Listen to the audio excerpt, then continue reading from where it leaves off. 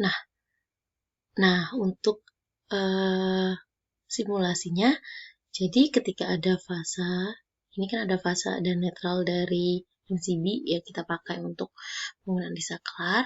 Jadi kalau di saklar itu diingat-ingat hanya fasa yang masuk di saklar, fasa incoming-nya atau fasa masukan dari PLN dan fasa keluaran yang nantinya akan disalurkan ke lampu. Oke, jadi simulasinya seperti ini. Ketika saklar di-on-kan, nah, maka arus tadi akan dialirkan ke lampu. Seperti ini ya, kawan-kawan. Selanjutnya, nah, untuk penggunaan saklar tunggal di berbagai lampu. Nah, ini digunakan jika misalkan dalam satu ruangan memiliki banyak lampu nih. Ruangannya yang pasti untuk ruangan yang luas ya, karena dia penggunaannya untuk banyak lampu. Jadi misalkan satu ruangan itu terdiri dari 4 lampu, kira-kira mungkin nggak kalau misalkan dia setiap lampu memiliki saklar sendiri-sendiri? Sebenarnya mungkin, cuman tidak ekonomis ya teman-teman. Soalnya di sini kan untuk prinsip dari instalasi itu salah satunya yaitu bersifat ekonomis. Nah, tidak ekonomis apabila jika satu saklar lampu untuk menghidupkan satu lampu dan saklar kedua untuk menghidupkan lampu kedua dalam satu ruangan yang sama. Gitu ya. Karena apa? Karena pemborosan gitu. Terlihat selain itu dari keindahan juga tidak terlihat cantik karena dalam satu ruangan terdiri dari banyak saklar yang pasti akan membingungkan untuk si pemilik gedung untuk menyalakan lampunya. Jadi bisa diakalin atau bisa disiasati dengan penggunaan saklar tunggal yang digunakan untuk banyak lampu. Nah, seperti ini ya. Contohnya, jadi ini ada 4 lampu yang akan dihubungkan dengan satu saklar. Ini di sini ada fasa masukan dari PLN, fasa dan netral masukan dari PLN. Nah, ini ada saklar tunggalnya.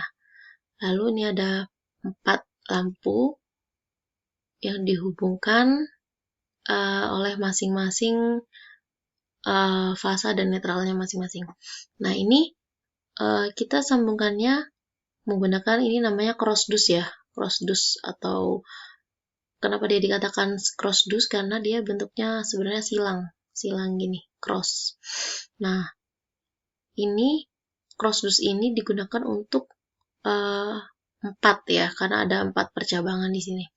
Jadi yang pertama kita butuhkan untuk masukan dari PLN, lalu yang akan terhubung dengan saklar, terus yang ketiga untuk lampu yang pertama, lalu yang kedua untuk lampu kedua, 3, dan 4.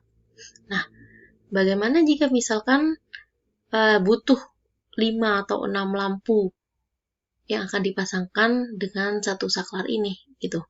Jadi kita tinggal tambahkan lagi di sebelahnya ini dilepas, lalu kita tambahkan lagi cross-duce di sebelahnya. Nah, ketika telah disambungkan, ini kan ketika belum disambungkan nih.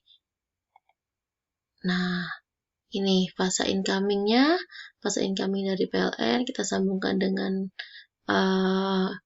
incoming saklar, Lalu output dari saklar kita hubungkan ke lampu pertama dan untuk lampu yang kedua, 3, dan 4.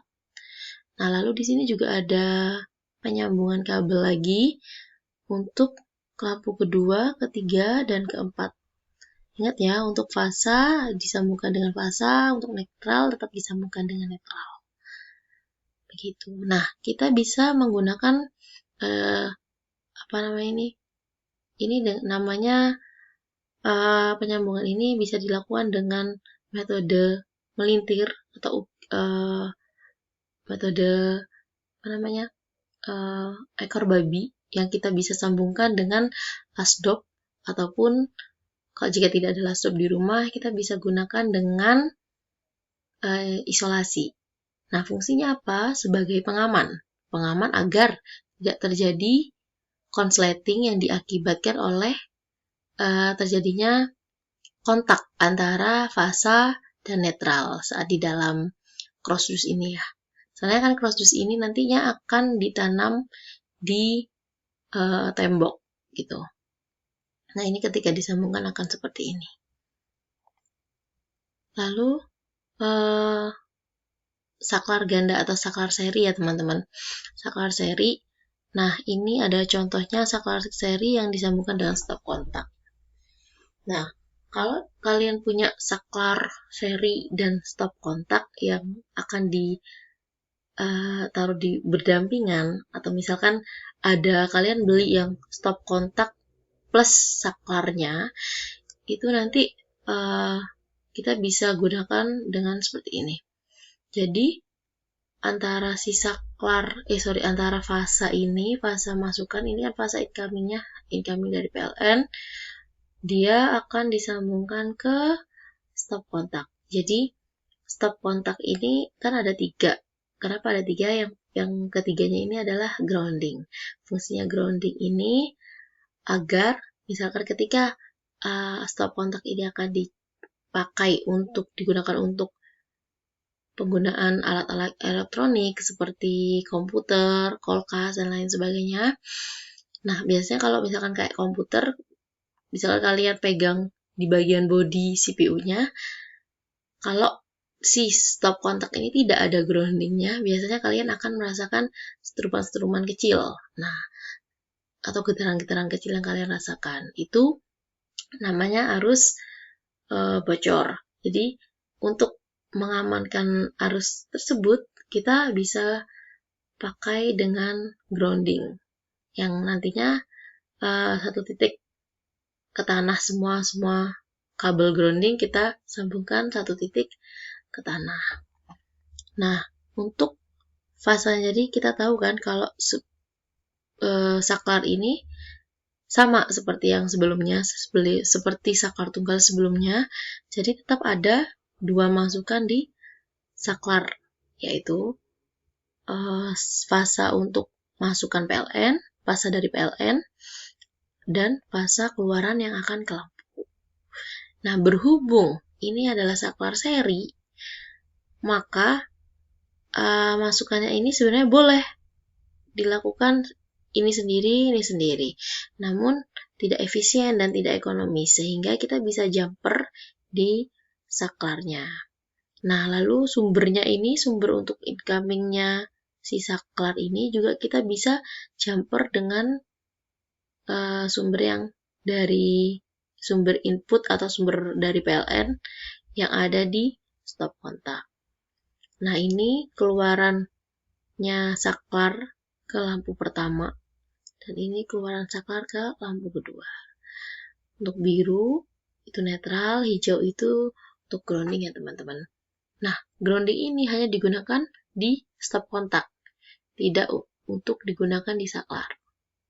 Karena ingat, di saklar hanya ada kabel fasa dua-duanya, fasa incoming dan fasa outgoing-nya, atau untuk keluarannya, input dan output ya. Nah, ini saya bedakan antara fasa untuk incoming sama outgoing-nya ya dari saklar. Ini yang berwarna coklat ini yang nantinya akan ke lampu 1, yang merah ini untuk ke lampu 2-nya. Setelah disambungkan menggunakan laptop ataupun isolasi, nanti kita bisa terlihat seperti ini. Jadi netral disatukan dan untuk fasanya, fasa incoming-nya dari PLN dan dari yang akan ke stop kontak juga bisa disatukan, atau bisa langsung ya dari PLN ini bisa langsung ke stop kontak. Lalu untuk fasanya ini juga bisa langsung dari fasa yang diambil dari saklar. Nah, berikutnya kita akan belajar tentang saklar tuker ya, atau biasa di lapangan disebut saklar hotel. Kenapa saklar hotel? Karena biasanya penggunaannya ada di hotel-hotel. Jarang sekali kita temukan penggunaan saklar tukar ini di rumah-rumah. Nah, fungsinya saklar tukar ini biasanya untuk menghidupkan satu lampu dari dua tempat yang berbeda. Itu ya, namanya. Jadi, misalkan ini ada contoh di penggunaan di hotel. Nah, ketika kalian masuk ke hotel dan menyalakan lampu di sini, ini kan ada saklar. Misalkan di sini ada lampu, ini ada saklar. Kalian hidupkan lampu yang ada di sini menggunakan saklar yang di sini nih.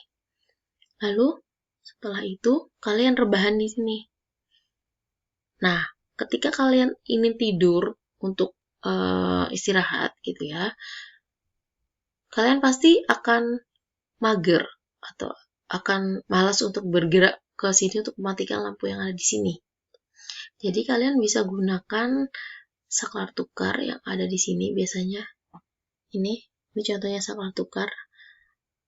Jadi ada dua saklar yang fungsinya untuk mematikan atau menyalakan lampu, satu lampu di dua tempat yang berbeda ya. Jadi ketika di sini dimatikan, ini tadi nyala, dalam keadaan nyala, kalian akan mematikan dari tempat sini itu bisa, gitu. Jadi ketika ini mati, otomatis lampu yang di sini juga mati. Nah, ketika nanti akan menyalakan lampu satunya juga bisa dari sini lagi. Atau sebaliknya dari sini juga bisa. Gitu ya. Atau biasanya juga penggunaan ketika di tangga. Jadi misalkan ketika kalian ingin naik ke atas dan lampunya belum nyala, kalian bisa nyalakan saklar yang ada di bawah tangga.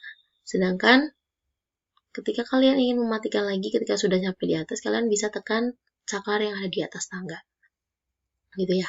Sebenarnya ini fungsinya hanya untuk memberikan kenyamanan dan kemudahan kepada pengguna atau pada owner ya, atau kepada consumer agar lebih efisien dan lebih mudah aja gitu. Paham ya di sini untuk prinsip kerjanya? Nah, ini ada gambaran penggunaan saklar tukar. Jadi, saklar tukar ini dalamnya ada 3 titik nih, teman-teman. Ada 3 titik. Yang pertama, dihubungkan dengan fasa masukan dari PLN. Titik yang kedua akan dihubungkan dengan saklar yang satunya. Dan yang ketiga yang akan dihubungkan ke lampu. Oke, nah ini ada contoh penggunaan saklar tukar ya. Misalkan di sini ada fasa dari PLN nih atau main line,